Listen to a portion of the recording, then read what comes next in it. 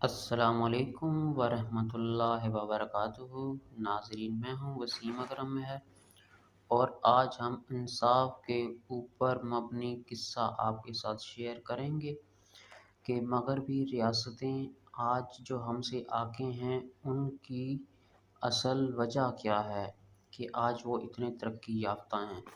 حضرت علی رضی اللہ تعالیٰ عنہ کا قول ہے کہ معاشرہ کفر کے ساتھ تو زندہ رہ سکتا ہے، نا انصافی کے ساتھ زندہ نہیں رہ سکتا۔ تو جہاں پر انصاف قائم ہوتا ہے وہاں پر ملک کس طرح سے ترقی کرتے ہیں، آج ہم اس بارے میں گفتگو کریں گے۔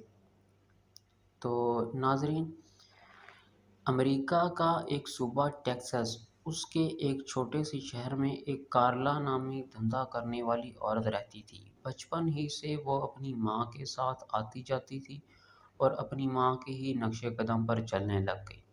10 سال بعد اسے خیال آیا کہ اسے اس دھندے کو چھوڑ کر کچھ اور کرنا چاہیے، تو اس نے اپنے بوائے فرینڈ کے ساتھ مل کر گاڑی چھیننے کی اسکیم بنائی۔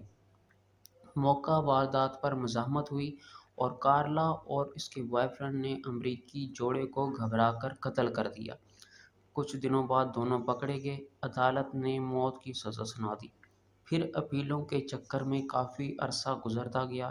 اس دوران جیل کے عملے نے دیکھا کہ کارلا، جو کہ شرابی اور بد زبان عورت تھی، اور اچانک سے اس میں بہت بڑی تبدیلی آئی۔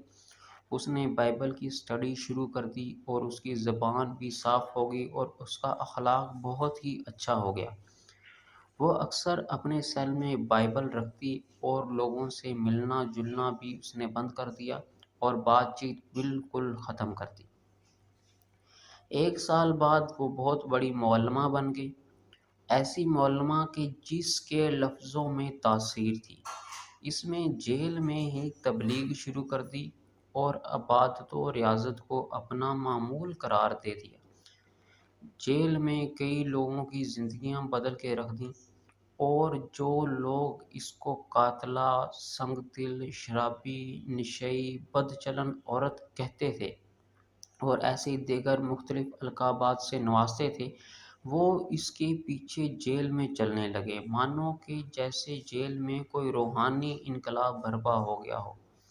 جب یہ بات میڈیا کو پتہ چلی تو بہت سے چینلز اور اخبار والے لوگ جیل کے اوپر جا پہنچے اور انہوں نے کارلا کا انٹرویو لیا، اور ہر پیج، ہر نیوز کی ہیڈ لائن میں کارلا کی خبریں چلی، اور ہر شخص نے اس کی فوٹو اٹھائی اور اسے معاف کرنے کے لیے مظاہرے ہونے لگے۔ حقوق انسانی کی تنظیموں نے امریکہ میں کارلا بچاؤ تحریک شروع کر دی، اور احتجاج یہاں تک بڑھا کہ زندگی میں پہلی بار پوپ جان پال نے عدالت کو سزا معافی کی باقاعدہ درخواست دے دی، لیکن عدالت نے ٹھکرا دی۔ پھر CNN کی ایک اینکر کنگ لیری نے اس کا انٹرویو جیل میں کیا۔ اس انٹرویو کے بعد اس نے پورے امریکہ کو یہ بات کہی کہ وہ قاتلہ نہیں بلکہ وہ معصوم ہے، تو اس کی سزا معاف کر دینی چاہیے۔ امریکی شہریوں نے متفرقہ رحم کی appeal Texas board of pardon and payroll کے سامنے پیش کی۔ بورڈ نے سزا معافی سے انکار کر دیا۔ فیصلہ سن کر عوام ٹیکساس کے گورنر جارج بش کے گھر کے سامنے آ گئے اور احتجاج کرنے لگے۔ امریکہ کے سب سے بڑے پادری جیکی جیکسن نے بھی کارلا کی حمایت کر دی۔ بش نے درخواست سنی اور فیصلہ کیا کہ مجھے کارلا اور جیکی جیکسن سے ہمدردی ہے، لیکن مجھے گورنر قانون پر عمل داری کے لیے بنایا گیا ہے، سزا معاف کرنے کے لیے نہیں۔ اگر وہ فرشتہ بھی ہوتی تو قتل کی سزا معاف نہ ہو سکتی۔ موت سے 2 روز قبل کارلا کی رحم کی اپیل سپریم کورٹ پہنچی تو جج نے یہ کہہ کر درخواست واپس کر دی، اگر آج پوری دنیا بھی کہے کہ یہ کارلا عورت نہیں ہے، مقدس ہستی ہے، تو بھی امریکن قانون میں اس کے لیے کوئی رحم نہیں، کوئی ریلیف نہیں۔ جس عورت نے قتل کرتے ہوئے 2 انسانوں کو رعایت نہیں دی، اسے دنیا کا کوئی قانون بھی رعایت نہیں دے سکتا۔ ہم خدا کے سامنے